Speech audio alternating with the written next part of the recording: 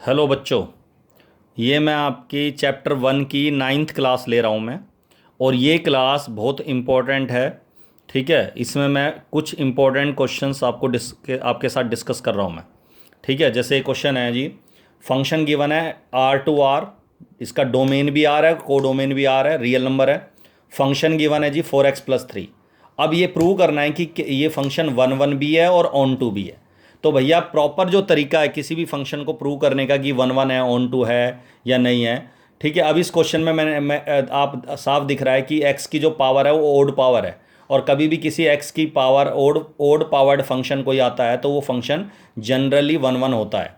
आया में यहाँ तक। तो अब ये 1 1 है तो इसको हम ऐसे प्रूव करेंगे। लेट दो एलिमेंट लेट करेंगे x1 x2 belongs to R।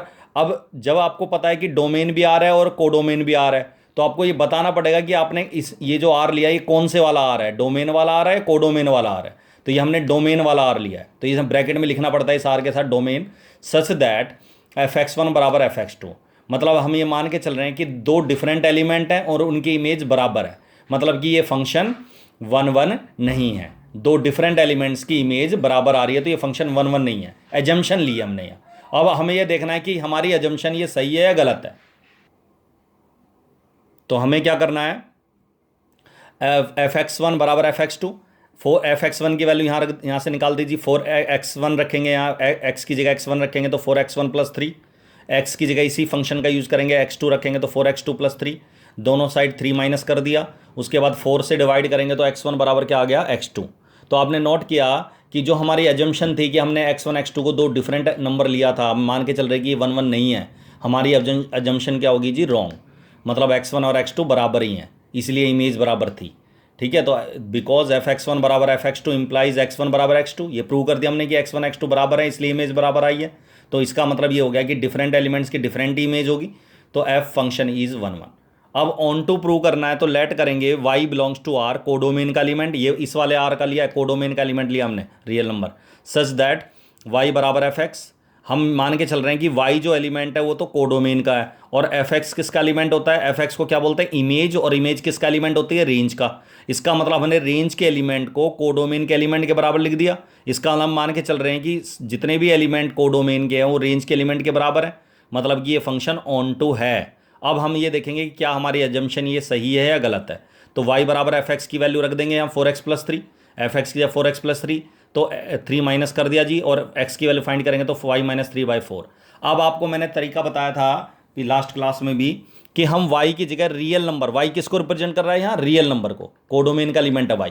तो रियल नंबर में से कोई भी एक जीरो ले लो, एक नेगेटिव नंबर ले लो, एक पॉजिटिव ले लो, कोई फ्रैक्शन ले लो। तो दो तीन एग्जांपल इसके अंदर पुट करके देखो कि क्या ये जो y की जगह अगर हम कोई भी रियल नंबर रखेंगे तो जो हमें वैल्यू मिलेगी x की, क्या वो डोमेन में होगी या नहीं होगी, ये चेक करना है हमें।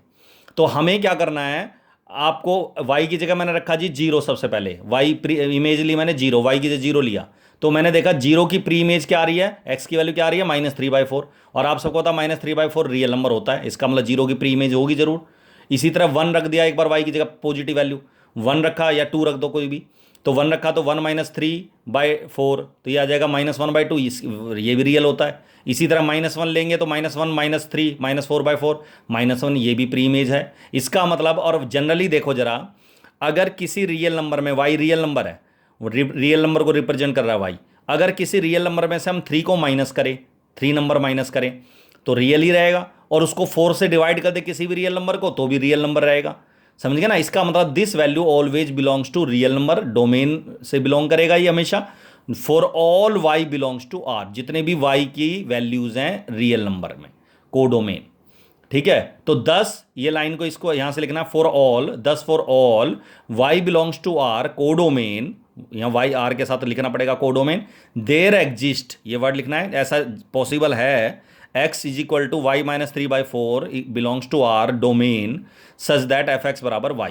या फिर ये लाइन ना लिख के आप इसको सिंपल लाइन ऐसे लिख सकते, सिंपल लैंग्वेज में, oh because all the elements of codomain, all the elements of codomain have their pre images in domain, so F function is on to.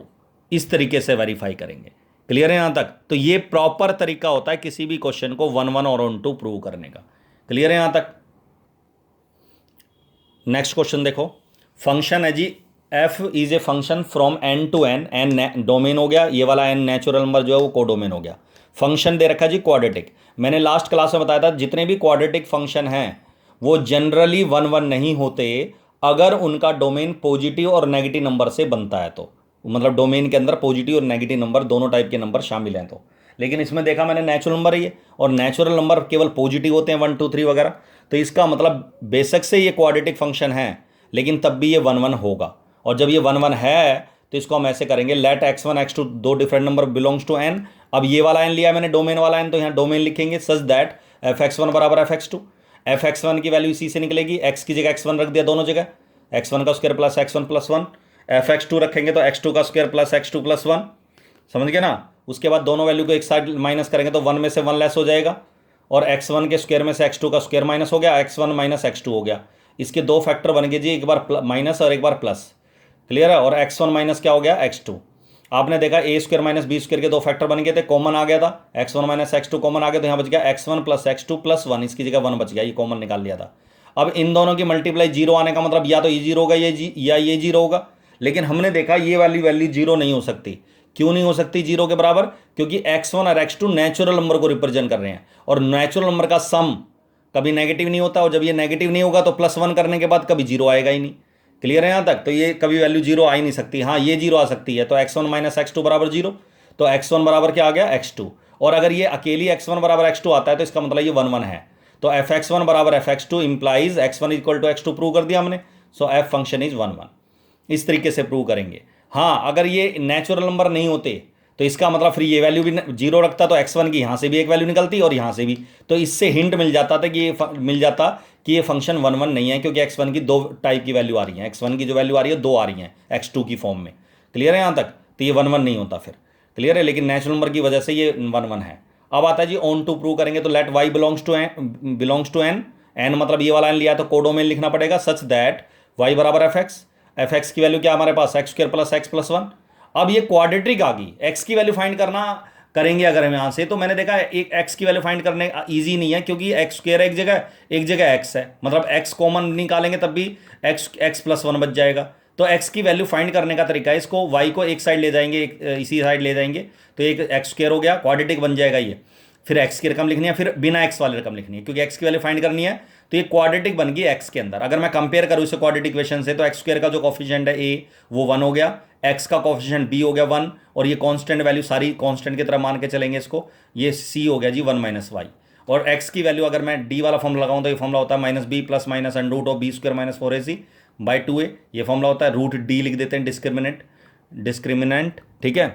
अब इस सिचुएशन में x की वैल्यू मैं find करवाता हूँ, ये आएगा -1 minus B plus minus B का स्क्वायर करेंगे, 1 का स्क्वायर 1 हो गया, minus 4ac, c is 1 minus Y by 2a। तुमने नोट किया यहाँ मैंने प्लस लिखा है, क्यों माइनस नहीं लिखा? क्योंकि यहाँ x किसको रिप्रेजेंट कर रहा है? नेचुरल नंबर, और नेचुरल नंबर कभी नेगेटिव नहीं होते, इसलिए माइनस नहीं लिखेंगे अपने पास से। तो x की वैल्यू आ जाएगी जी -1 प्लस इसको -4 को मल्टीप्लाई करेंगे 1 और y से, तो ये आ जाएगा 1 माइनस 4 माइनस 3, और -4 को -y से मल्टीप्लाई करेंगे प्लस 4y बाई 2। अब हमने क्या करना है, मैंने क्या बताया था, y किसको रिप्रेजेंट कर रहा है यहाँ? नेचुरल नंबर को। तो अब नेगेटिव वैल्यू तो इसमें पुट करनी नहीं है, क्यों? क्योंकि नेगेटिव नंबर आपको पता नेचुरल नंबर नेगेटिव होता ही नहीं है, तो कोई भी एक दो नेचुरल नंबर इसके अंदर पुट करके देखो। जैसे 1 रखा मैंने, जब मैंने y की जगह 1 रखा, 1 नेचुरल नंबर होता है सबको पता है, तो ये आ जाएगा 4 माइनस 3 1, 1 का रूट 1 हो गया, और 1 में -1 जोड़ेंगे तो ये आ जाएगा 0, 0 बाई 2 इज 0। और आप सबको पता है इसका मतलब 1 की जो प्री इमेज है वो 0 आ रही है, और आप सबको पता है नेचुरल नंबर जो डोमेन है इसका वो नेचुरल नंबर है, और नेचुरल नंबर में 0 होती नहीं है। इसका मतलब इस 1 की कोई प्री इमेज होगी ही नहीं। क्यों? 1 की प्री इमेज 0 है, 0 इसमें पाई नहीं जाएगी, और जब इसमें होगी नहीं 0 तो 1 किसी से रिलेट करेगा ही नहीं, इस सेट के एलिमेंट से किसी से भी, क्योंकि 0 इसका एलिमेंट है ही नहीं। क्लियर है यहाँ तक? इसी तरह 2 लोगे तो आपने देखा 4 2 जा 8 माइनस 3 √5, तो √5 माइनस 1 बाई 2 भी इसमें नहीं है, क्योंकि नेचुरल नंबर नहीं है ये तो रियल नंबर तो है लेकिन नेचुरल नहीं है। तो this value does not belongs to natural number for all y belongs to n codomain. ये इस n के साथ डोमेन लिखना था, इस n के साथ कोडोमेन लिखना था। क्लियर है यहाँ तक? एग्जाम्पल जोड़ दोगे, 1 या 2 का कोई एग्जाम्पल दे दो। y अगर फॉर y इक्वल टू 1 जो कि कोडोमेन का एलिमेंट है, हमने देखा x की वैल्यू क्या आ रही है? 0 आ रही है, और 0 does not belongs to N domain. So because अभी रीजन क्या दोगे, because all the elements of codomain does not have their pre images in domain, so F function is not onto, ये ऑन टू नहीं है। तो ये most important question है, board में भी आ रखा है ये, ठीक है। तो भैया ये 2 क्वेश्चन करवाए हैं आज की, ये जो क्लास मैंने आपको ली है ये बहुत इंपॉर्टेंट क्लास है। जनरली काफ़ी बार जो क्वेश्चन आए हुए हैं बोर्ड में एग्जाम में वो इसी टाइप के क्वेश्चन आए हुए हैं, ठीक है। तो मेरी तरफ से ये चैप्टर हो गया ख़त्म, ठीक है। That's all. कोई डाउट है, प्रॉब्लम है तो पूछ लेना मेरे से, अगली क्लास में, कल भी लूँगा इसकी क्लास में, ठीक है।